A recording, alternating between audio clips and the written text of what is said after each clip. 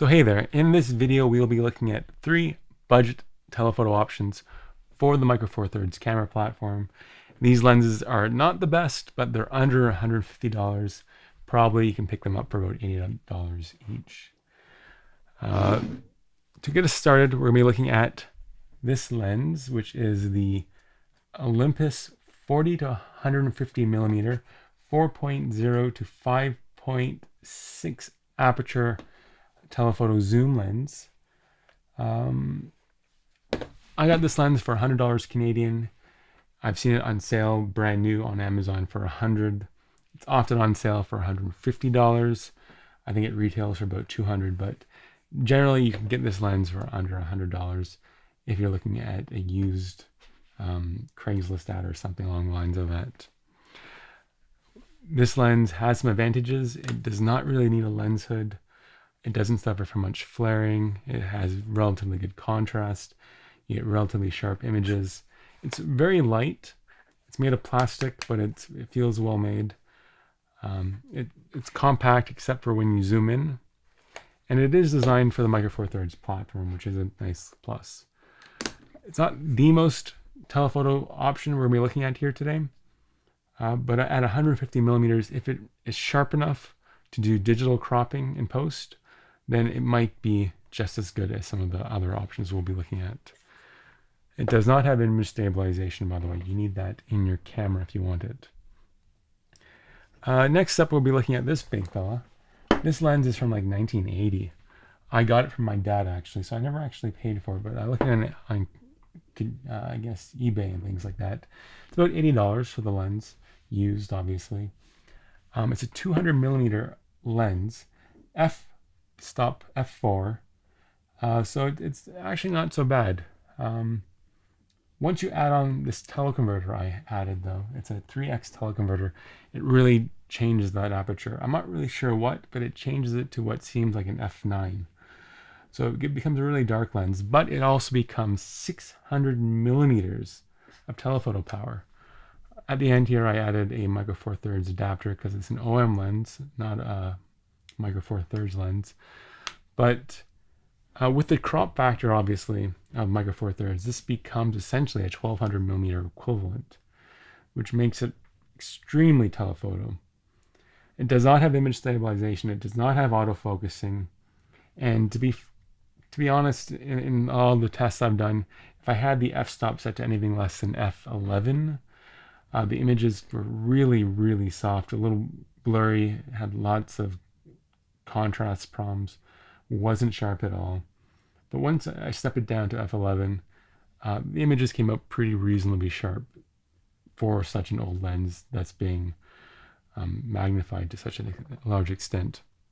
So, very interesting option. We'll look at it more in some detail later. The last lens we'll be looking at here is a very novel lens. This is a Tokina Reflex Macro 6.3 aperture 300 millimeter lens. This guy is so small. Once you take off the lens hood, lens cap, lens filter, all that, it's a very, very small lens. Comparing it to the Olympus we just looked at, the 40 to 150, it's smaller than that guy. And this is a 300 millimeter lens. It's the smallest 300 millimeter lens I've ever really been aware of for Micro Four Thirds, and it is designed for Micro Four Thirds. Now, a reflex lens is also known as a mirror lens. You tend not to see them anymore. They were popular in the 1970s because they were cheap to make and they offered really good zoom, but they suffered from a couple problems that they still suffer from today. They have really low contrast, so if you want to make your images nice and rich, you have to really crank the contrast up in post. The images are also not that sharp. And this lens was made like in the last couple of years, and the sharpness still is pretty dated. Someone said this lens was made in 1980. Just from the sharpness alone, I would probably believe them. So it's not sharp, it has poor contrast, but if you do an unsharp filter and if you increase the contrast in post, you can get some pretty decent results. It's very light. It is made of metal, so that metal does add to the weight, but if you look here, the lens is essentially, there's no lens inside it. It's actually all kind of mirrors. So they don't really use glass lenses. They use mirrors to make the effect.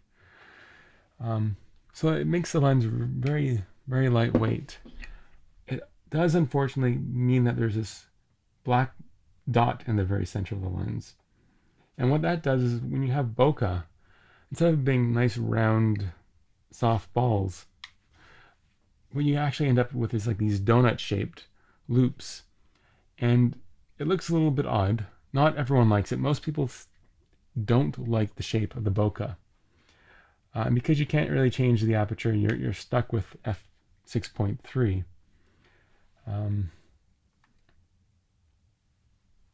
It's not really the prettiest bokeh. It makes the image look very busy, very hurried.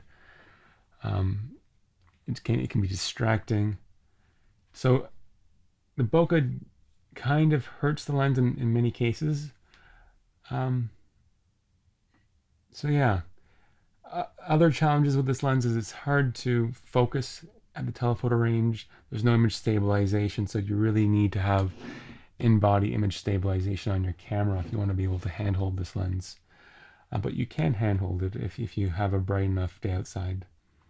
I probably wouldn't want to shoot this anywhere but outside in direct daylight.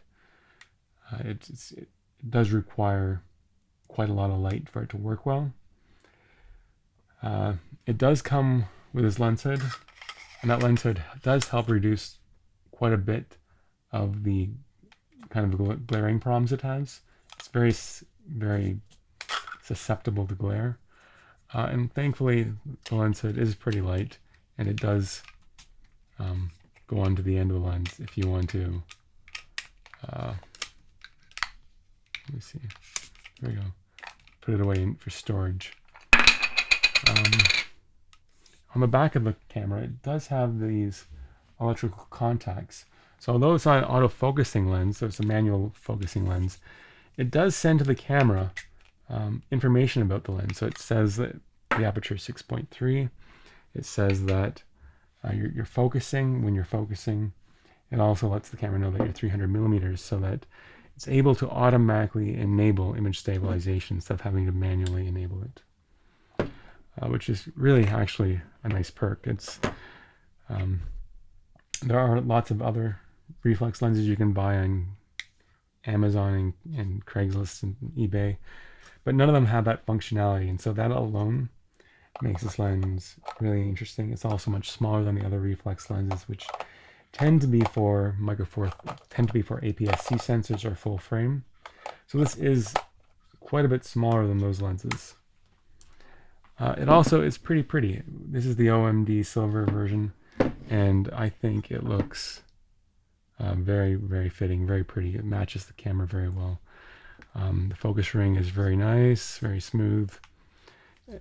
And for such a small lens, you wouldn't be expecting it to be 300 millimeters. But if the lens is soft, when you're focusing, then it doesn't matter how much zoom you have.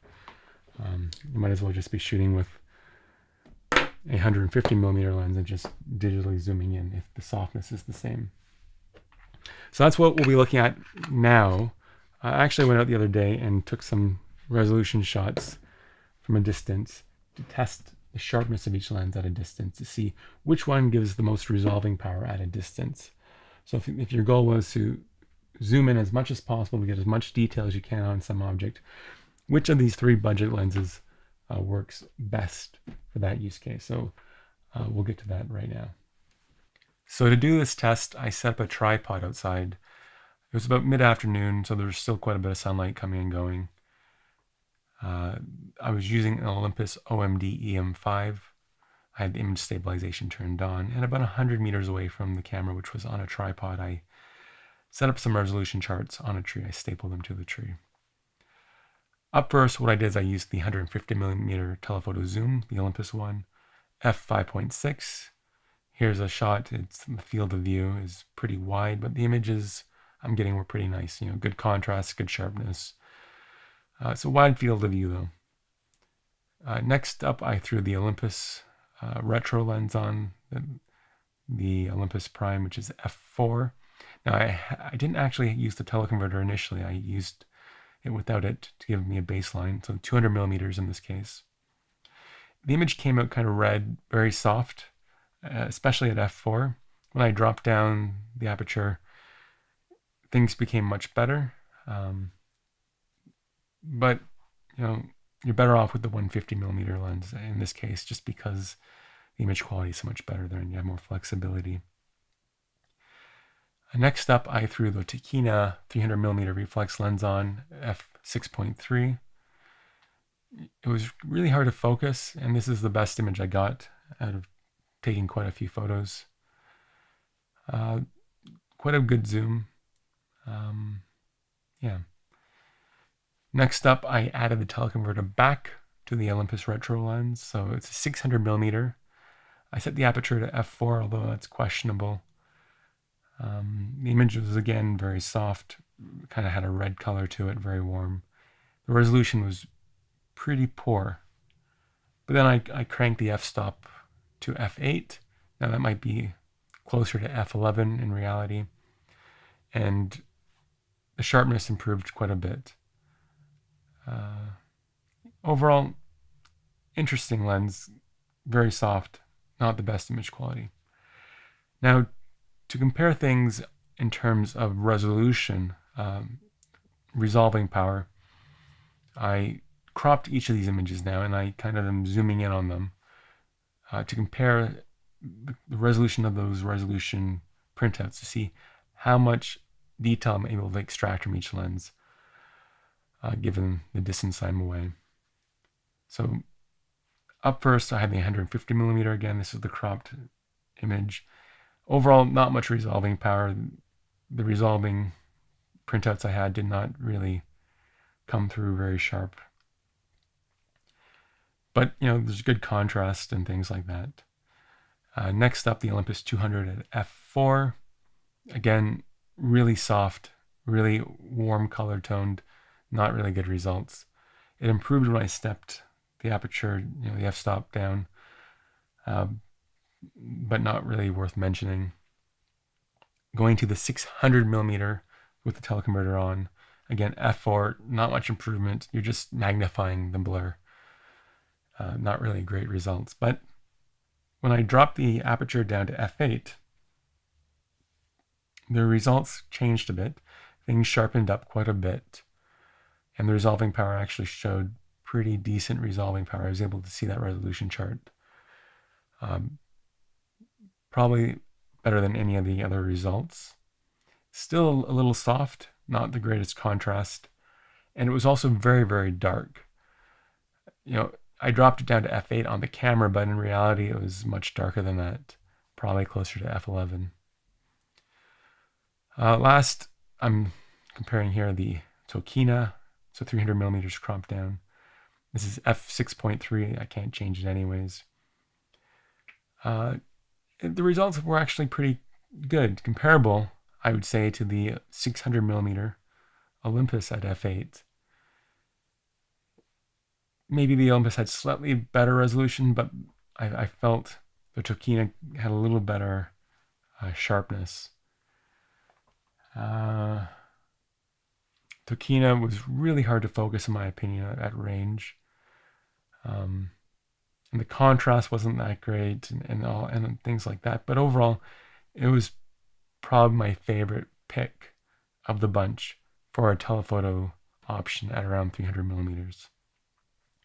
With the image stabilization on the camera, I can handhold it, which is kind of nice. It's hard, but if you drop the ISO down to, increase the ISO to maybe ISO 5000, you can get some pretty sharp shots, although the noise does come out and bite you. It's not the best telephoto. None of these lenses really are the best telephoto option. They aren't really that sharp. They don't really have in-lens stabilization, so you do rely on that in-body stabilization, which can only go so far. So I did take some photos with the Tokina lens to show the flexibility of the lens. It does suffer from some weak contrast. So I usually go into post-processing afterwards and I increase the contrast about 20%. That tends to be all the image needs. I took a photo of the moon. I did add some contrast and I did do an unsharp filter.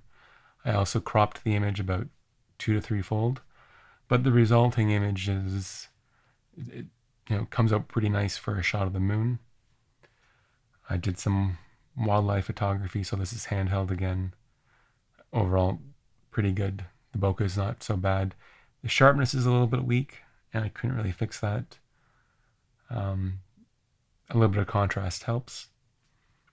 A few shots around the yard of some random items. Overall, the image is pretty sharp as long as you're not really doing a whole lot of cropping.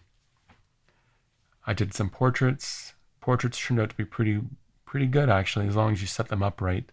That donut bouquet doesn't always work well, so you need to choose your shots wisely.